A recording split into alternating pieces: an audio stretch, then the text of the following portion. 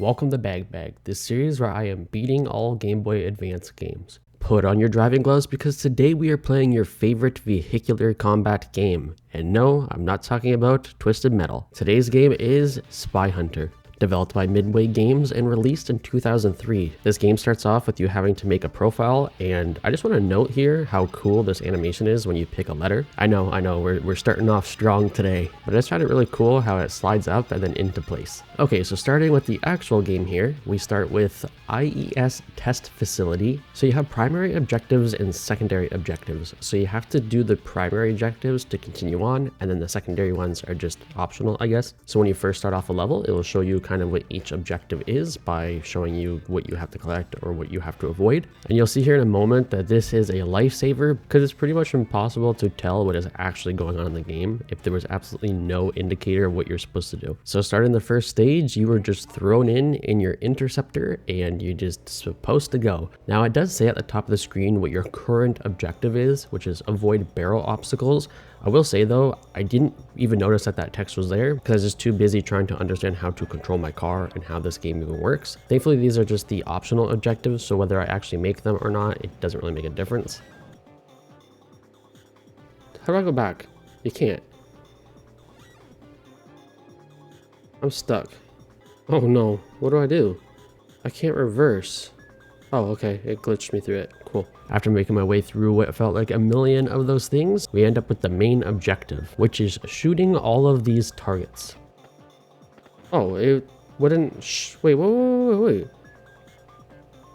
The gun wasn't working at first. A Game Boy Advance game with non-functional controls? No, that can't be right. Also, some of the objectives are spread out throughout the level. So as you can see, I got what I thought was the final target. Then I drove down this really big empty stretch of the highway, and then there was more targets. They also do something sneaky where, as you can see here, there's a fork in the road, and I had to stay right and able to get those targets, and I chose left, so I was not able to get them. I don't know what's happening. What the hell is this? It's water? Oh, my car just transformed. That's cool. So remember in Grand Theft Auto San Andreas when you'd ramp your cars over those car hauler trucks? Yeah, well, you get to live out that fantasy in this game as well. And then when you reach the end of the stage, there is this red truck that will pick your car up, and well, we failed the mission because we did not get all of the targets. After playing through the level again, we finally get all of the targets and we complete that objective, which is good enough for mission complete. You get the cutscene after where your truck is driving away with the car inside of it. Now that we have a better understanding of how this game works, let's continue on to the second mission where we have to destroy the Dragonfly helicopter.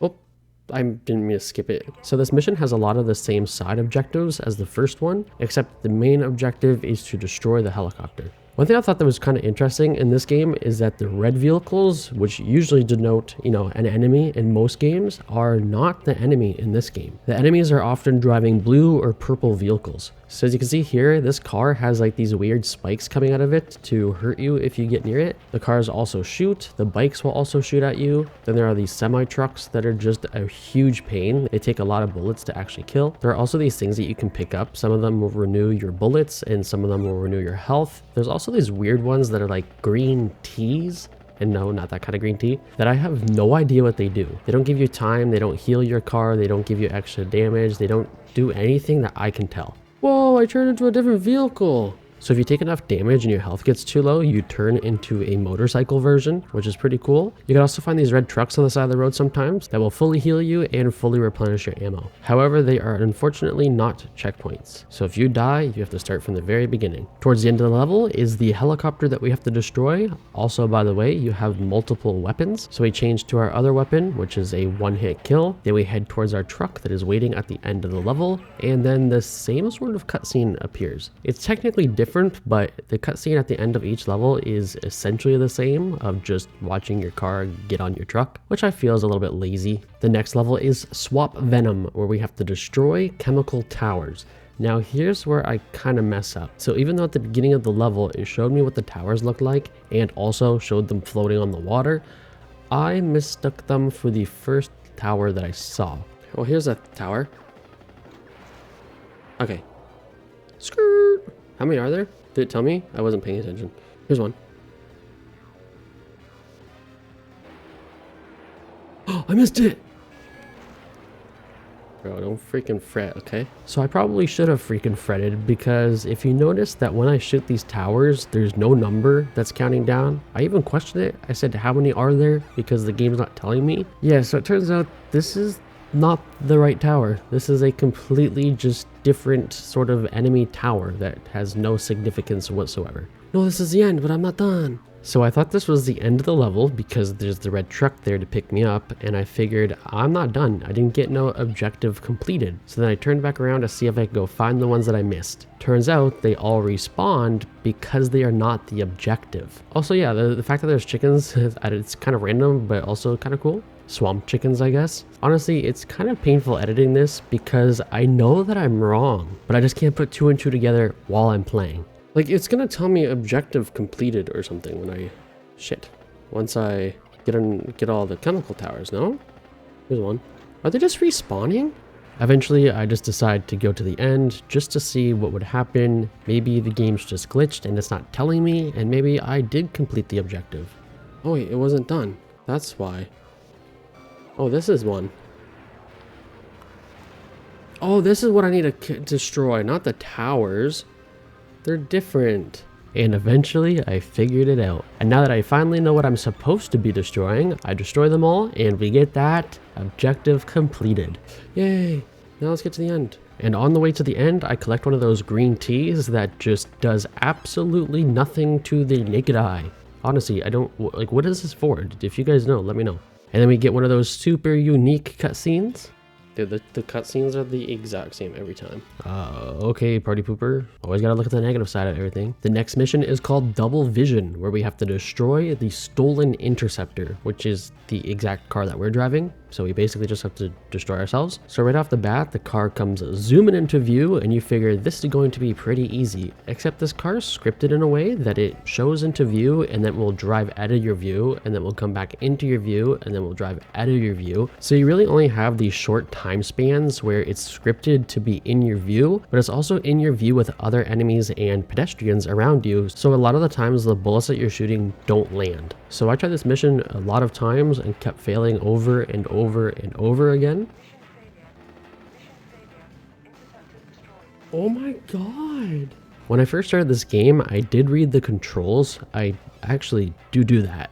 And I noticed that there was something called target lock. Now, I didn't know how to use it, and then I realized that you have to switch to a weapon that allows target locking. So if I switch to the secondary weapon, I'm able to do target locking, which means I can just target lock onto the interceptor, and every time I shoot, as long as there's nothing in the way, it'll pretty much Mario Kart blue shell it. Even after learning about it, it still took me a couple tries, but then we finally get to the end, which we load onto a boat, and then the cutscene is, I mean, it's pretty much the same, except now it's a picture of a boat instead of a truck. The next mission is Terrorist Lockdown, where we have to destroy 3 of the mobile missiles, which are these baby blue spinny boys. Starting off, this level is rough. You have these helicopters above you that just absolutely annihilate you. So it's really good that I actually learned that you can lock onto things, because that is crucial to get rid of these helicopters. Also, when you get into range of these mobile missiles, you'll have a countdown and you have to destroy them before the countdown reaches 0,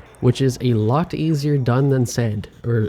Which is a lot easier said than done, because there are these like multi-lane highways, and if you pick wrong, which as you can see here, I did, you cannot easily reach the missile that you need to destroy. Luckily, I am a pro gamer, so I was able to, but on my other attempts, because newsflash, I don't beat this my first attempt, or my second, or my third, or my fourth. Yeah, this one took me a long time.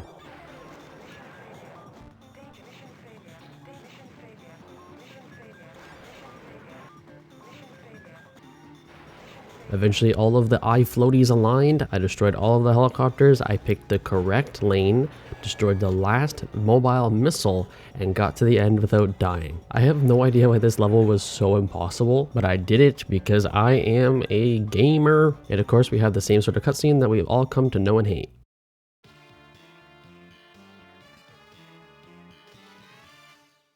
The next level is called French Kiss, and we have to disable the bomb with an EMP. We gotta do what? I said we have to disable the bomb with an EMP. An EMP. Yes, that's correct. Oh, so that's this thing, I'm assuming. Yes. Okay, so now that we're all on the same page here, you have to disable the bomb with the EMP, which is a new weapon that you have to switch to. And this level also has one of those red trucks that will help heal us. What's this? What is this? Isn't this not my... What? I'm stuck. Is that not one of my cars that heals me?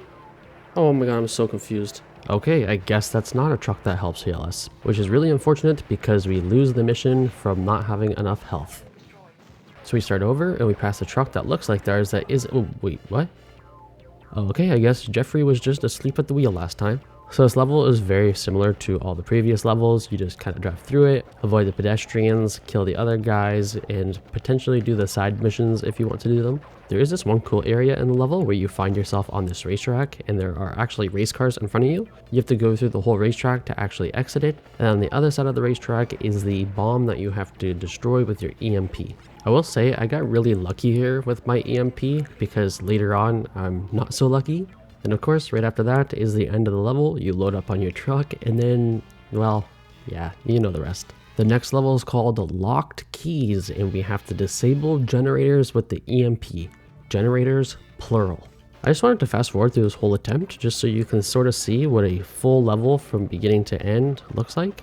And as you can see, well, yeah, I definitely didn't make it, and this is another level that I get stuck on real bad. So one thing that you might notice is these levels are pretty linear from beginning to end, but they do branch off and there are multiple directions that you can go at some points, and this is actually extremely important. So during my third attempt, I took a different route. I stayed all the way to the right, which took me down this path, and at the end of this path, there is this pink power-up. The pink power-up turns you invisible, so none of the enemies can actually see you, which means they don't attack you and you don't take damage. Which is something that I later learn is pretty much required to beat this level.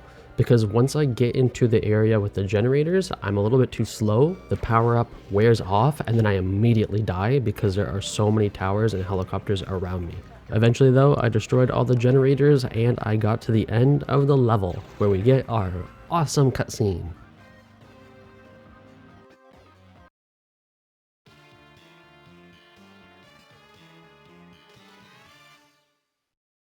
The last mission is called Eye of the Storm, where we have to disable ICBMS with EMPs. So this level is extremely confusing in multiple ways. So right off the bat at the bottom, there is a countdown that says something is going to launch, and if you don't reach it, you will fail. And then there's also a big arrow at the top of the screen telling me to turn around because my objective is behind me. I passed it. But then I realized that it was pointing at the blue mobile missile, which is a secondary mission. So I got really confused there because I figured that it would be pointing at the main objective, not secondary objectives. Eventually I learned that you can just ignore them, ignore the launch, ignore the arrow, ignore the objective failed. You don't need to do those. You can also notice that in the bottom left corner, the time has jumped quite a bit. It turns out this level is ridiculously hard. Also extremely sparingly throughout the levels, you'll see this black power up, which is actually health. So I got to the end of this level multiple times and I didn't know what to do. Those towers that I was supposed to destroy just didn't appear. So it turns out there are these generators on the sides and you're supposed to destroy them. Once you destroy 2 of them, in the center this tower pops up and then you can destroy the tower that you're supposed to destroy. There's just absolutely no indicator that you're supposed to do that, and also it's really weird because this lane kind of splits off. It's sort of like a diamond shape and it requires you to backtrack on the opposite side to destroy that generator in order for the thing to pop up in the center. It's just really unintuitive. There's nothing indicating that you're supposed to do that, and having to backtrack down the level when you've not had to previously do that yet just kind of goes against everything that we've learned in this game so far. However, after destroying the towers, we go to the end of the level and we get an actual new cutscene. It is completely different. There's no red truck this time. The only thing is we're driving a black car off of this mountain, even though we're driving a white car in the game.